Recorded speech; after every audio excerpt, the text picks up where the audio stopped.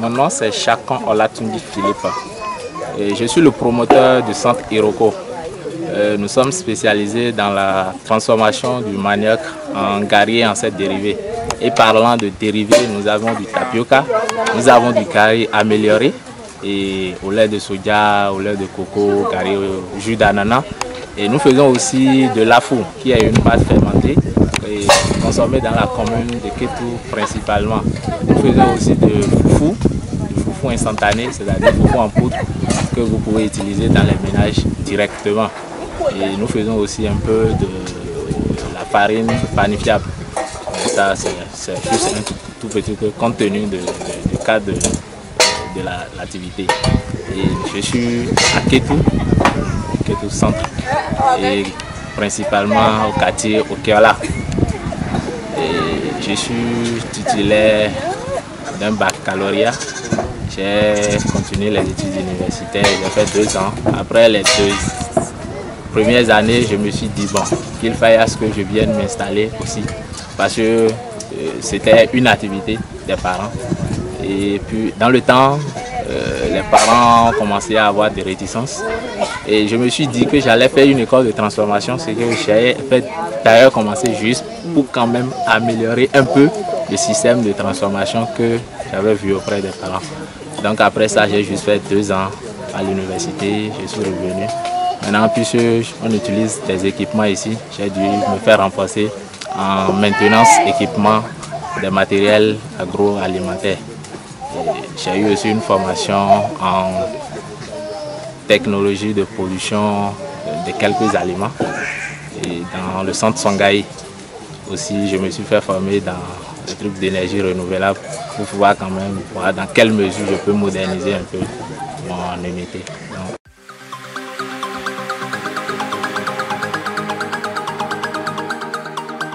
Je me suis installé depuis 2014 et parlant de l'installation, au retour de l'école, j'avais pas les grands moyens généralement comme tous les jeunes de mon niveau et je devais quand même emboîter le même pas que mes parents.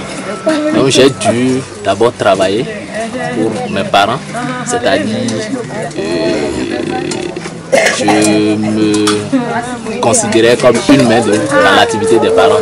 Donc à chaque fois où je finissais quelque chose, j'étais payé.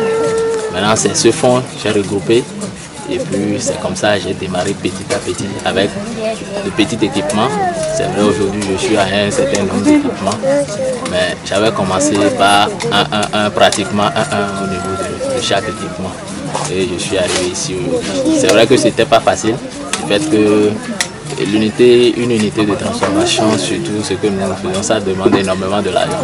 Le peu d'argent que j'avais, bon, a fait que j'avais tellement de difficultés à décoller, surtout en approvisionnement de la matière première. Parce que les équipements sont là, mais il faut avoir de l'argent pour quand même avoir la matière première. Donc j'avais des difficultés. Difficilement, bon, il faut reconnaître aussi qu'à un moment donné, voyant le niveau où je me suis battu, les parents aussi ont dû mettre à leur manière les moyens qu'ils pouvaient pour que l'activité démarre.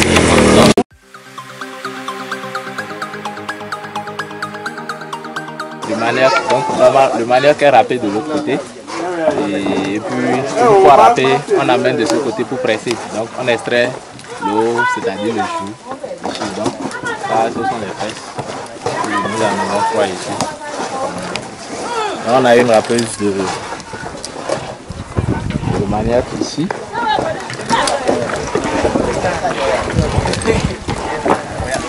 Donc, c'est une râpeuse motorisée que nous utilisons pour râper. Donc, c'est le pulpe de manioc déjà râpé. Là, après le pulchage, on lave le manioc. Donc, le manioc lavé, on va ça dans la bac. Maintenant, on passe ensuite. Donc, dans ma présentation, j'avais dit que nous produisions de l'afou, qui est une farine fermentée à base de manioc. Donc, c'est ça le produit. On les conditionnait dans des trucs comme ça, de 250 grammes et de 500 grammes. Dans des emballages papier, compte tenu de l'écologie, dans la protection de l'environnement. Aujourd'hui, nous avons choisi que ça soit dans des papiers et non dans des sachets. Donc Donc c'est le gari de table dont je parlais. C'est un gari de table. Voilà. Il est sport. Ok. 500 grammes. Nous mettons ça aussi sur le marché. Un tapioca à base de manioc aussi. 500 grammes. Dans la présentation, je n'avais pas parlé de Afitine. Si c'est de Afitine, c'est un produit auxiliaire à la production de l'unité Santé Roko. Il faut reconnaître ceci, c'est un travail de moi et puis d'un autre ami. Donc c'est aussi un produit que nous promouvons. Et parlant d'évolution de l'unité, il faut reconnaître que bon, je n'ai pas encore atteint vraiment mes objectifs. Mais honnêtement, ça a bien commencé parce que voyant le nombre d'équipements avec lesquels j'ai démarré et le nombre d'équipements avec lesquels je travaille aujourd'hui, il y a une évolution vraiment énorme. Et parlant du niveau, le niveau pour moi, je voulais aller à une unité plus ou moins moderne. Mais jusqu'aujourd'hui, je suis encore à l'étape traditionnelle où tout est fait pratiquement à la main. Ce qui fait que le rendement que j'attends n'est pas encore venu. Mais je peux dire que j'ai fait un grand effort et aujourd'hui je suis parvenu à quand même vendre différemment mon produit par rapport à ce que mes parents vendent. Sinon, aujourd'hui, vous avez sur le marché béninois des garis en carton produits par le Santé Roko et des tapioca en carton ou en sachet en papier et qui se commercialisent un peu. Ce sont un produit de l'unité de transformation Santé Roko. Donc, en matière d'évolution, il y a ce changement qu'on a essayé d'apporter.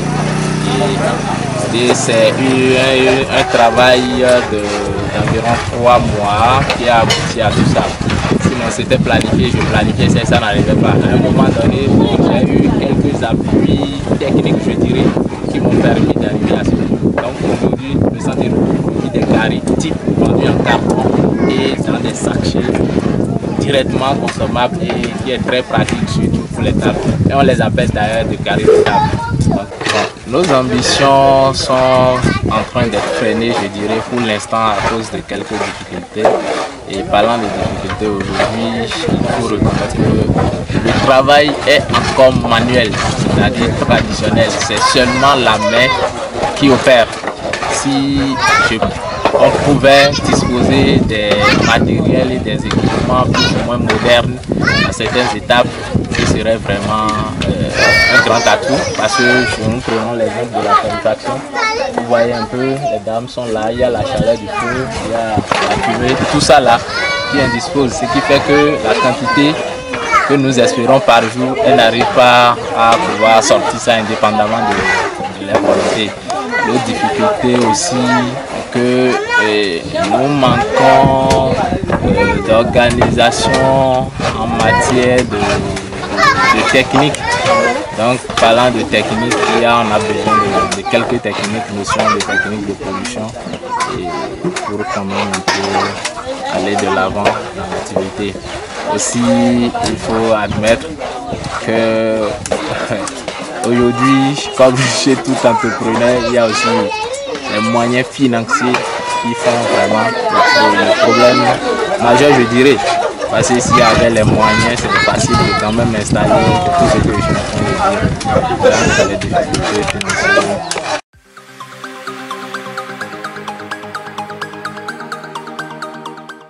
Parlant de difficultés majeures, il faut admettre que c'est les équipements et les matériels. Si je pouvais désormais travailler avec des équipements modernes et puis des matériels vraiment adéquats, ça va permettre de pouvoir satisfaire notre clientèle.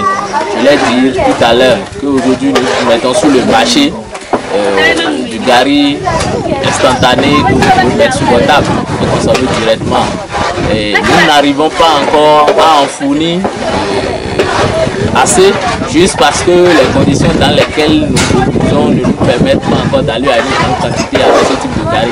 Donc si réellement je pouvais avoir des matériels, un cadre adéquat, je crois que ça va me permettre d'augmenter ma production et par conséquent augmenter mon chiffre d'affaires.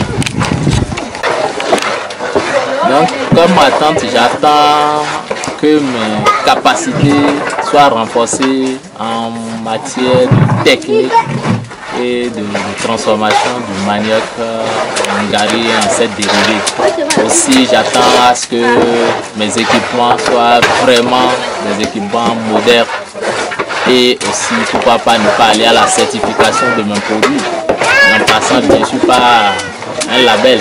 Surtout que j'ai dit que nous sommes en train de produire désormais des garis dans des conditionnants facilement transportables, donc qui peuvent facilement quitter le pays. Donc une certification s'avère indispensable. Et l'autre chose qui vient, c'est les équipements surtout.